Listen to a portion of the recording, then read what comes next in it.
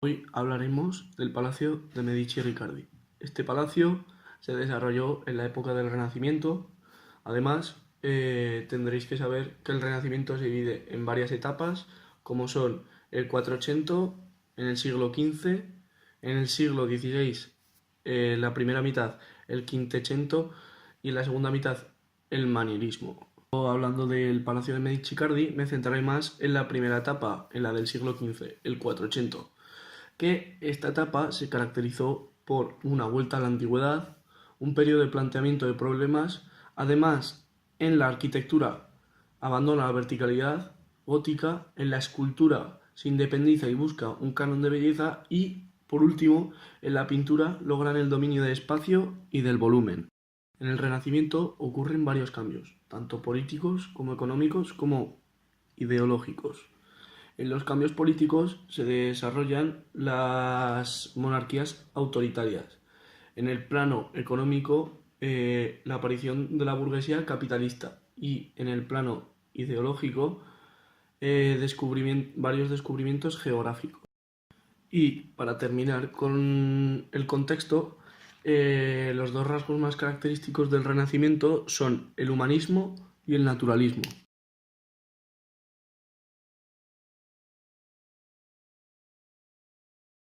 Las características generales de la arquitectura en el renacentismo es: el espacio se basa en las leyes de la percepción visual, de la armonía y de la proporción geométrica.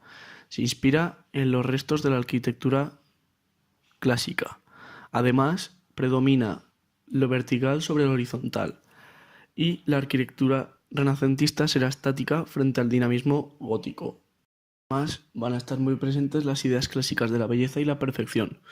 El edificio es el resultado de un estudio racional, basado en los principios clásicos de la proporción, concordancia, simetría, armonía y orden. Se toma los órdenes clásicos griegos y se busca una mayor esbeltez. También se consideran que están basados en principios matemáticos. Toma como fundamento las formas básicas geométricas, como pueden ser el círculo, el cuadrado, el cubo, etc. Y, por último, y muy importante, busca un equilibrio entre las dimensiones de la planta y la altura, y no debe predominar lo vertical sobre lo horizontal, a diferencia del gótico. Bueno, ya habiendo comentado el Renacimiento y la arquitectura en general en el renacentismo, pasamos ya a comentar la lámina de Palacio de Medici Riccardi. El crecimiento urbano y el auge de la burguesía propiciaron un gran desarrollo de la arquitectura civil en el Renacimiento. El arquitecto renacentista construyó palacios y villas, pero además creó un criterio urbanístico cuya aportación más importante fue la ubicación de la plaza como centro de la ciudad. La concepción estética y el lenguaje del nuevo estilo del Renacimiento se plasmaron en la realización de una serie de edificios, entre los cuales destaca el Palacio. La ciudad de Florencia fue la gran impulsora de este movimiento de renovación artística y espiritual.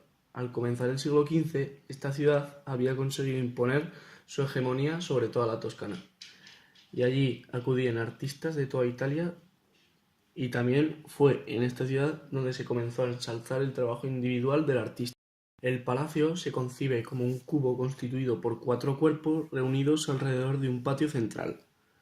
La disposición del edificio en volumen geométrico cerrado da al palacio un aspecto de fortaleza, a pesar de las ventanas abiertas en sus fachadas, y recuerda la estructura heredada de los palacios góticos italianos, de los que, sin embargo, se ha perdido la alta torre defensiva. La vivienda se abría hacia el interior a través del patio central, de tal manera que las habitaciones quedaban comunicadas entre sí por galerías del patio. Sin embargo, el palacio también tenía una dimensión social y pública, y por tanto grandes ventanales se abrían a una espléndida y peculiar fachada. Aunque no se adoptó un modelo único de fachada, hay un predominio horizontal en la estructura de la misma, distribuido en pisos y con ventanas uniformemente repartidas. Brunelleschi estableció el tipo de palacio florentino del Renacimiento en el Palacio Pitti, una parte baja de grandes sillares labrados y pisos superiores de paramentos más finos en los que se abren ventanas con dovelas. Su discípulo, Micheloso, se encargó de continuar el trabajo del maestro en el Palacio Medici-Riccardi. El palacio fue levantado para Cosme de Medici el Viejo en una antigua vía de Florencia. El palacio conserva en la esquina el escudo de los Medici, pero lleva también el nombre de la familia Riccardi, que lo habitó más tarde. Micheloso lo empezó a construir en el año 1444 y lo terminó en 1460. La fachada tiene un cuerpo inferior con grandes arcos ejecutados con sillares, que en un principio debían estar abiertas pero se cegaron en el siglo XVI, dejando solo ventanas. Se divide en 3 plantas, con sus especiales características. Hay un desigual tamaño en cada piso. El primero es mayor que el segundo y este mayor que el tercero.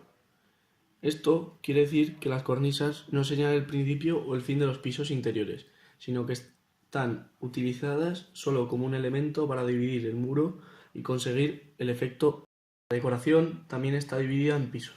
Los motivos decorativos son los mismos, pero cambia el almohadillado, que pasa de unos sillares que sobresalen de manera desigual en el primer piso a un paramento delimitado que no sobresale del muro en el segundo piso.